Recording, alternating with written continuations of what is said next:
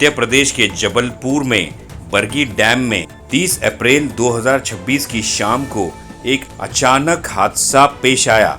एक cruise boat पलट गई। इस बोट में तकरीबन 40 मुसाफिर सवार थे। तेज रफ्तार हवाओं के साथ अचानक और शदीद तूफान की जद में आ गया। पैसेंजर से भरा क्रूज बोट डैम में उलटने की वजह से 15 लोगों की जान चली गई। रेस्क्यू टीमों ने कामयाबी से 28 मुसाफिरों को बचाया है। ये हादसा पूरे मुल्क को हिलाकर रख दिया है। इस क्रूज बोट के डूबने में डैम के इंतजामियों की लापरवाही बताई गई है। ज्यादातर साया को लाइफ जैकेट नहीं दिया गया था। इस हादसे के एक मंजर ने तो पूरी दुनिया को रुला दिया। एक माँ लाइफ जैकेट पहने हुए नजर आ रही है, मगर अपने मासूम बच्चे को अपने सीने से लगाए हुए इस दुनिया से रुखसत हो गई। माँ की ममता ने ऐसे हालात में भी अपने जिगर के टुकड़े को अलग होने नहीं दिया। हादसे के चश्मदीद लोगों ने इस हादसे को मौसम खराबी बताया। तो आइए देखते हैं तफसीली report. Bureau report Atraf TV Urdu news.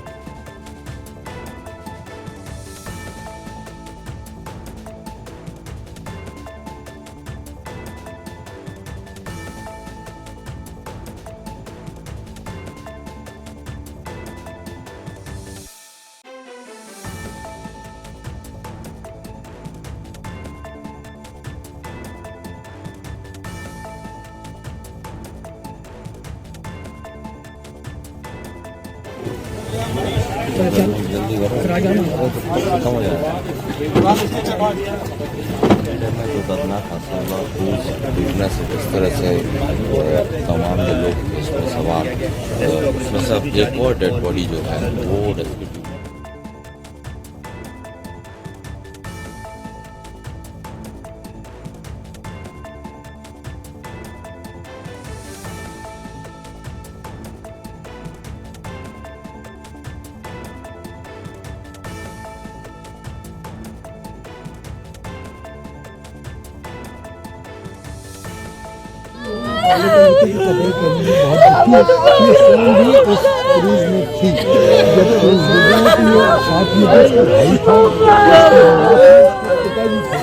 लेकिन पिताजी और क्योंकि ये लोग लाइफ जैकेट पहने थे और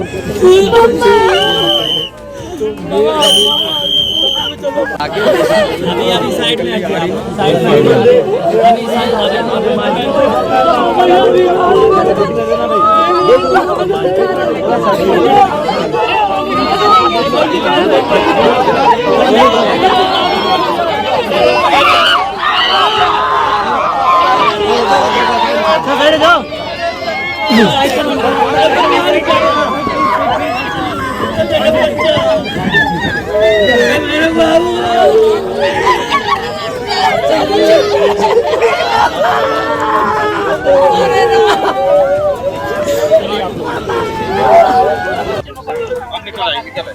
सुबह से ही बच्चन उम्मीद लगा कर बैठे हैं कि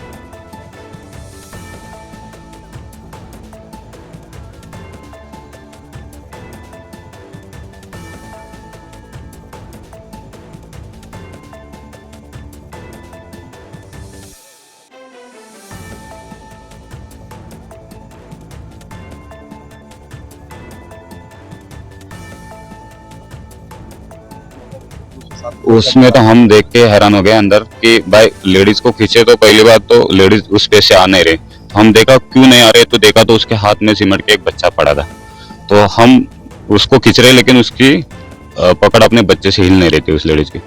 तो वही बताना चाहते हैं सर, अभी थोड़ा हम अभी बचा नहीं सकते, अभी चलो आधे घंटे में हमने 5 बॉडी रिकवर कर चुके, अभी और थोड़े टाइम में करेंगे। हम 411 पैराफील्ड कंपनी के आगरा से डाइविंग टीम आई है, हम पर्सनली खुद का नाम नहीं। हाथ से मैं अभी तक जो है मेडिकल कॉलेज हॉस्पिटल में 9 बॉडी जिनमें 8 महिलाएं और 1 बच्चे हैं जो यहाँ पीएम के लिए हमारे पास आ चुकी हैं। हमने जो है इसके लिए पीएम पंचनामा कार्रवाई के लिए डॉक्टर से भी प्रॉपर कोऑर्डिनेट करके डॉक्टर्स को भी बुला लिया है और हमारी 2-3 थानों की टीमें यहाँ पीएम पंचनामा कार्रवाई के लिए लगी हुई हैं, इससे परिजनों को कोई भी समस्या ना हो। ये जिला प्रशासन के लिए है ना, कमेंट्री के लिए अभी एसडीएम साहब कुछ देर में उपलब्ध हो जाएंगे तो उनकी व्यवस्था के लिए एसडीएम साहब का एंट्री देंगे। पुलिस व्यवस्थाओं के लिए जो यहाँ आवश्यक है वो उसकी मॉनिटरिंग में कर रहा हूँ, और हम ये पूरी कोशिश कर रहे हैं कि उनके परिजनों को फॉर्मेलिटीज में किसी भी तरह की समस्या ना हो। जैसा कि आप सभी देख रहे हैं कि यहाँ की परिस्थितियाँ कितनी कठिन हैं, और चूंकि रात में बारिश का भी वो था, बारिश का मौसम था, काफ़ी बारिश भी हुई, तो रेस्क्यू टीम को काम करने में काफ़ी दिक्कतों का सामना करना पड़ा। अंधेरा भी था, लेकिन हमने आजकल लाइट और अन्य जो हमारे उपकरण हैं उनके माध्यम से सर्च अभियान जारी रखा। हमने जो पोकलैंड मशीन और क्रेन के माध्यम से करीब जो 80 फुट पे बोट थी उसको हमने जो है खींच करके करीब 20 फुट पे लाए, और उसके बाद आज सुबह जब हमारी एनडीआरएफ और आर्मी की टीमें आई तो उनके माध्यम से हमने डीप डाइविंग करी, जिसके माध्यम से हमने करीब 5 डेड बॉडी को रिकवर किया है।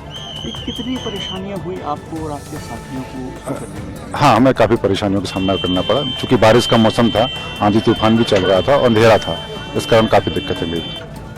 जो डाइविंग की कंडीशन रही, हाँ, डाइविंग की कंडीशन चूंकि रात में पॉसिबल नहीं हो पाती है, और इस समय इस कारण से जो हमने रात में डाइविंग नहीं की, जैसे हमारे लिए सुटेबल परिस्थितियाँ सुबह मिली तो हमारे द्वारा इसमें डीप डाइविंग का कार्य किया गया।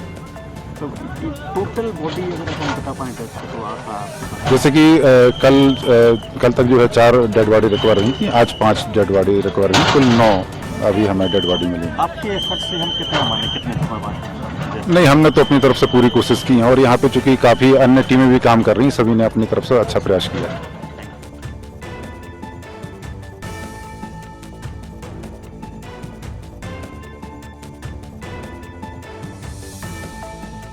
जबलपुर में बरगी डैम के पास मां नर्मदा के इस स्थान पर जो दुखद हादसा हुआ है, जैसा कि सबको जानकारी है, कल जो ये घटना हुई, इस घटना से 9 लोगों की बॉडी मिली है, 28 लोगों को बचाया जा चुका है। मुझे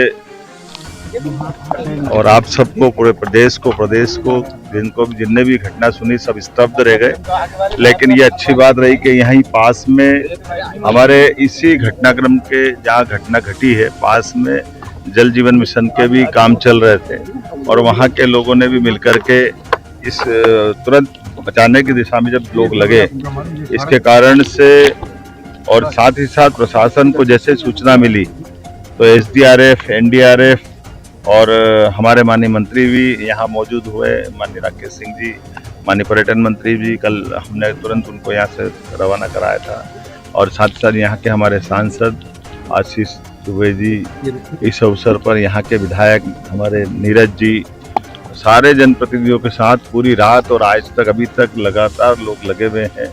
हमारे साथ यहाँ के प्रभारी मंत्री उप मुख्यमंत्री श्रीमान जगदीश देवड़ा जी भी मेरे साथ आए हैं। ये बात सही है कि ये एक तरह समेकित रूप से जो प्रयास किया गया है, जिसके कारण से एनडीआरएफ, एसडीआरएफ, आर्मी के भी जो अच्छे कुशल गोताखोर है, जिनको बाहर से भी बुलाया गया, उनके सारे अधिकारियों के साथ मिलकर के ये जो रेस्क्यू ऑपरेशन चलाया गया, जिसके कारण से 28 लोग बचे, जिसमें एक रियाज भाई तो 4-5 घंटे लगातार पानी में रहने के बाद भी एक तरह से वो, मैं अभी उनसे भी मिल करके आया हूँ शहर के अंदर, जिन के घर में दुखद घटना हुई है उनसे मिल करके आए हैं। और वो रियाज भाई ने तो अपने शब्दों में जो बयां किया कि मान लिया था कि मैं अब शायद नहीं बचूंगा, लेकिन ये रेस्क्यू टीम ने उनको बचाने का काम किया, इसलिए तत्काल राहत जो की गई है उसके कारण से राहत बचाव अभियान में यथायोग्य प्रकार से जितना अच्छा हो सकता था उत्कृष्ट काम किया गया। इसलिए मैं प्रत्येक जो यहाँ के श्रमिक पास में भी जो इस पर काम कर रहे थे, उनको बचाने वालों को भी 51,000 रुपये प्रत्येक श्रमिक को देने की घोषणा करता हूँ। यहाँ के प्रशासन के साथ जिन लोगों ने बचाव दल में जो लगे हैं उनको भी इसी प्रकार से सम्मानित करने वाले हैं। मैं अपनी ओर से खास करके यहाँ जितना हमसे बन पड़ रहा है, जो प्रत्येक मृतक परिवार के बारे में कल हमने अनाउंस किया है 4 लाख उनको देते हुए, माननीय प्रधानमंत्री ने भी मृतक परिवार को 2 लाख देने की बात की। पैसे का सवाल नहीं है, लेकिन ये कष्ट की घड़ी में सरकार, हम सब इस बात के लिए मन में भी पीड़ा भी है, लेकिन हम अपनी तरफ से इसमें प्रयास कर रहे हैं। खास करके इसके साथ साथ कोशिश कर रहे हैं कि इस पूरे घटनाक्रम के लिए कमेटी बनाने की घोषणा की है, जिसमें हमारे सरकार के माध्यम से उच्च स्तरीय जांच समिति बना रहा है, इसमें महानिदेशक होमगार्ड एवं नागरिक सुरक्षा, सचिव मध्य प्रदेश शासन, आयुक्त जबलपुर संभाग ये इस पूरे घटनाक्रम की 3 बिंदुओं पे जांच करेगी, जिसमें कोई दुर्घटना के कारणों की सूक्ष्मता से जांच करना, परिस्थितियों को प्रतिपादित करना जिसके कारण से ये दुर्घटना हुई है, क्रूज संचालन से जुड़ी हुई सभी घटनाओं की जानकारी, प्रासंगिक नियम, अधिनियम, नागरिक सुरक्षा प्रोटोकॉल्स का पालन किया या नहीं किया, इस सारी बातों के साथ भविष्य में फिर कभी दोबारा ऐसी घटना न हो, इसके प्रबंधन के लिए नौका पर्यटन, क्रूज पर्यटन, एडवेंचर स्पोर्ट्स आदि सभी को इस भविष्य में SOP तैयार करके हम इसमें कोशिश करेंगे कि ऐसी घटना दोबारा न हो। लेकिन मैं एक बार फिर हमारे सभी जवानों को, इस बचाव दल के लोगों के साथ, जनप्रतिनिधियों और प्रशासन के साथ, जबलपुर वासियों के भी धैर्य के आधार पर, क्योंकि सारे लोग पूरे नदी के किनारे पूरी रात गुजारते, मैं मीडिया बंधुओं का भी आभार मानता हूँ। आप सब ने भी यहाँ अपनी आंखों से देखा है कि अभी भी रेस्क्यू ऑपरेशन खत्म नहीं हुआ है, अभी भी क्रूज को और खींच करके लेकर आए हैं और हो सकता है जिस प्रकार से लोग मिसिंग हो सकती हैं कहीं को, अधिकतर जितना 28 लोग को ऐसी घटना के बाद बचाना ये बड़ी चुनौती थी, लेकिन मैं मान के चलता हूँ कि ये हमारे बहादुर जवानों की और सारे लोग, जितने लोग जुड़े थे, उनकी जीवटता है, जिसके कारण से घटना को एक तरह से मिनिमाइज किया गया और कई लोग बचे हैं। और इस घटना में जो भी दोषी रहेगा हम उसको छोड़ने वाले नहीं, उस पर कठोर कार्रवाई करेंगे। ये मैंने कहा कि इनकी जांच रिपोर्ट आने थी उस पूरे घटनाक्रम में, और ये तो बिल्कुल प्राइमरी तो निर्देश है ही कि जरा भी आपको, यद्यपि मौसम विभाग की जो भी सूचना है उसका पालन सिर्फ होगा। अतराफ टीवी, हर बात सच के साथ।